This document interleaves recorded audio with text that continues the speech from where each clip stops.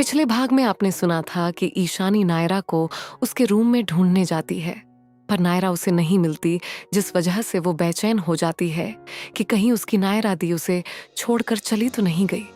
अब कहानी में आगे बढ़ते हैं। ईशानी की आवाज में घबराहट साफ थी। उसने पूरे कमरे में नजर दौड़ाई, पर हर जगह खालीपन ही मिला। उसने अपने सिर पर हाथ रखा। मतलब मैं उठने में लेट हो गई? उसकी सांसें तेज हो गईं। कहीं दी सच में चली तो नहीं गई? ये सोचते ही वो दौड़कर बालकनी की तरफ गई। जैसे ही उसने रेलिंग पकड़कर नीचे झांका, उसका दिल एक पल के लिए रुक गया। नीचे नायरा गाड़ी में बैठने ही वाली थी। दी! ईशानी ने पूरी ताकत से आवाज लगाई। रुकिए, मैं आ रही हूं। उसकी आवाज सुनते ही नायरा ने मुड़कर ऊपर देखा। ईशानी को देख उसके चेहरे पर तुरंत मुस्कान आ गई। वो अपना हाथ हिलाते हुए बोली, सानवी, जल्दी आओ, मैं कब से तुम्हारा इंतजार कर रही हूं। लेकिन तभी पास खड़ी कामिनी की सख्त आवाज गूंजी, नायरा, अगर तुम अब भी यहीं खड़ी रही ना तो फ्लाइट निकल जाएगी। अभी के अभी कार में बैठो। मॉम प्लीज, नायरा ने जिद करते हुए कहा। मैं ईशानी से मिले बिना कहीं नहीं जाऊंगी। उधर ईशानी भागती हुई नीचे आई। सीढ़ियां उतरते वक्त उसके कदम लड़खड़ा रहे थे, लेकिन वो रुकी नहीं। वो लगभग दौड़ते हुए बाहर पहुंची और सीधे नायरा से जाकर लिपट गई। थी, उसकी आवाज टूट गई। आप मुझसे मिले बिना जा रही थीं। आपने प्रॉमिस किया था ना कि आप मुझसे मिले बिना नहीं जाएंगी। नायरा ने तुरंत उसे अपने पास कसकर पकड़ लिया। अरे पागल लड़की, मैं तुम्हें बिना मिले कैसे जा सकती हूं? उसने उसके बालों को सहलाते हुए कहा। मैं तुम्हारे कमरे में आई थी, तुम्हें उठाने की कोशिश भी की, लेकिन मैडम तो इतनी गहरी नींद में थीं कि उठी ही नहीं। ईशानी ने हल्का सा सिर हिलाया, जैसे अपनी ही गलती मान रही हो। नायरा ने उसे प्यार से समझाते हुए कहा, तुम मुझे रोज कॉल करोगी ना? और हम रोज वीडियो कॉल पर भी बात करेंगे ताकि दूसरे को देख सके। यह सुनकर ईशानी ने मुस्कुराते कहा, हाँ दी, मैं आपको रोज कॉल करूंगी, बल्कि दिन में 4 बार कॉल करूंगी। एक सुबह उठ के, एक लंच के टाइम, एक शाम को, एक रात को। नायरा इस बात पर हंस दी और प्यार से उसके माथे को चूमते हुए कहा, अपना ख्याल रखना, ठीक है? ईशानी ने अपना सिर हाँ में हिलाया। कुछ ही पल बाद नायरा कार में बैठ गई। कामिनी भी दूसरी तरफ से आकर बैठी और गाड़ी धीरे धीरे आगे बढ़ गई। ईशानी वहीं खड़ी रह गई, जैसे उसके पैरों ने चलना ही भूल गया हो। उसकी नजरें सिर्फ उस गाड़ी पर टिकी थीं जो हर सेकंड उससे दूर होती जा रही थी, और उसके साथ जैसे उसकी दुनिया भी। उसकी आंखों में आंसू भर आए, लेकिन वो रोई नहीं, बस खड़ी रही बहुत देर तक, जैसे उसे अब भी उम्मीद हो कि गाड़ी वापस मुड़कर आएगी और नायरा उतरकर उसे फिर से गले लगा लेगी। लेकिन ऐसा नहीं हुआ। तभी पीछे से एक धीमी स्नेह भरी आवाज आई, ईशानी बेटा। वो थी घर की पुरानी नौकरानी कमला। वो धीरे धीरे उसके पास आई और प्यार से उसके सिर पर हाथ रखा। कब तक यहाँ खड़ी रहोगी? चलो अंदर, कुछ खा लो। ईशानी ने नम आंखों से उनकी तरफ देखा। माय दी, कब वापस आएंगी?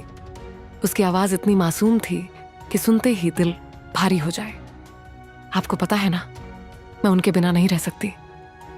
कमला कुछ पल के लिए चुप रह गई, क्योंकि सच उन्हें भी नहीं पता था, या शायद उन्हें जितना बताया गया था वो भी अधूरा सच था। क्योंकि कामिनी ने नायरा को यह कहा था कि वह सिर्फ 2 साल के लिए अब्रॉड जा रही है। उसके बाद वह इंडिया वापस आ जाएगी, और इस बीच वह हर 6 महीने में नायरा को इंडिया मिलने के लिए बुलाएगी। लेकिन हकीकत यह थी कि कामिनी ने नायरा को पूरे 10 सालों के लिए अब्रॉड भेज दिया था। दरअसल कामिनी नायरा को ईशानी से दूर रखना चाहती थी। वह साफ देख पा रही थी कि नायरा ईशानी से कुछ ज्यादा ही अटैच्ड थी, और उसके लिए वह कामिनी के खिलाफ भी जाने को तैयार रहती थी। इसीलिए वह नायरा को ईशानी से दूर रखने के लिए उसने यह फैसला लिया था। कमला ने कहा, बेटा, उन्होंने धीरे से कहा, ये तो मालकिन ही जानती हैं।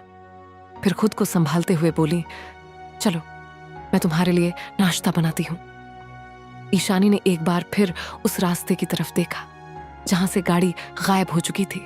फिर चुपचाप कमला का हाथ पकड़कर अंदर चली गई।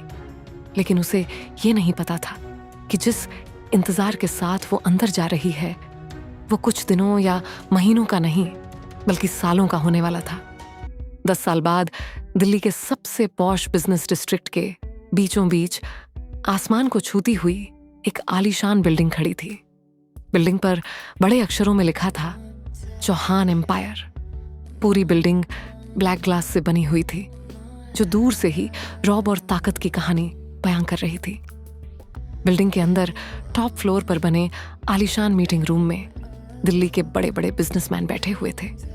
सबकी नजर बार बार दरवाजे की तरफ उठ रही थी क्योंकि वो सब जिस इंसान का इंतजार कर रहे थे वो कोई आम आदमी नहीं था। वो था रुद्र सिंह चौहान, बिजनेस की दुनिया का सबसे पावरफुल नाम। उसी वक्त बिल्डिंग के बाहर अचानक एक ब्लैक स्पोर्ट्स कार आकर रुकी।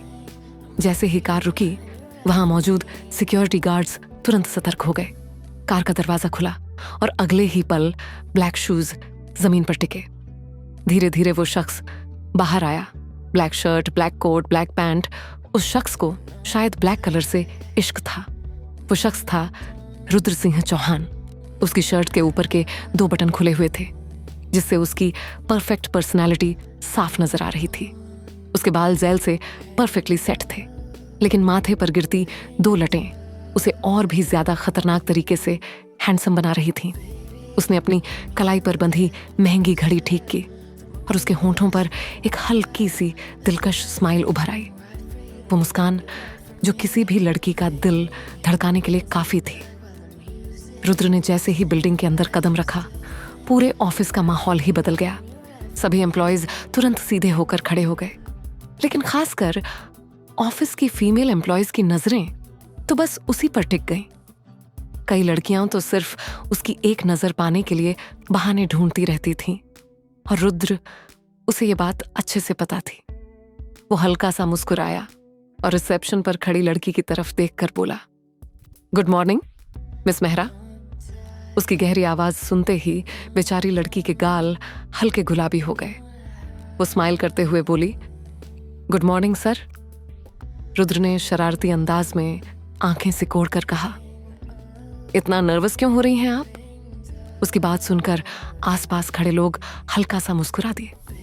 रुद्र का यही अंदाज था, डेंजरस भी और बेहद चार्मिंग भी। वो फ्लर्ट करता था लेकिन इतनी क्लास और चार्म के साथ कि सामने वाला चाहकर भी उसे इग्नोर नहीं कर पाता था।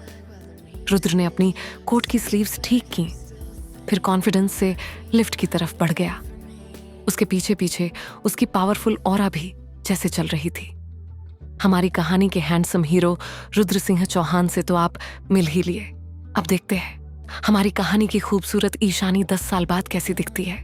तो अगले भाग में ईशानी से मिलने के लिए तैयार रहिए। तो बने रहिए मेरी नई dark romantic story beauty and the devil के साथ। तो अभी मेरे चैनल लव स्टोरीज FM को सब्सक्राइब जरूर कीजिए और वीडियो को लाइक, कमेंट और शेयर जरूर करें ताकि मैं आपके लिए ऐसी ही दिल छू लेने वाली इमोशनल लव स्टोरीज लाती रहूं। मिलते हैं कल स्टोरी के नए भाग के साथ।